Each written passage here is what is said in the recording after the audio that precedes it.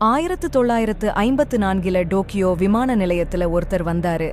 அவர் கையில டாரெட்னு ஒரு நாட்டோட பாஸ்போர்ட் இருந்துச்சு.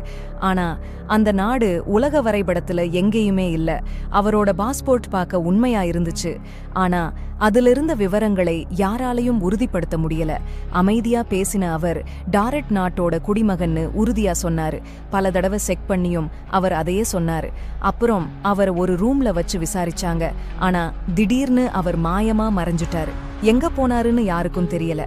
இல்லாத நாட்டு பாஸ்போர்ட்டோட அவர் மறைஞ்சது பல கேள்விகளை எழுப்பிச்சு. டைம் டிராவல், ரகசிய அரசாங்க வேலைன்னு பல கதைகள் வந்துச்சு. இந்த மர்மமான சம்பவம் இன்னைக்கும் பல பேரை யோசிக்க வைக்குது.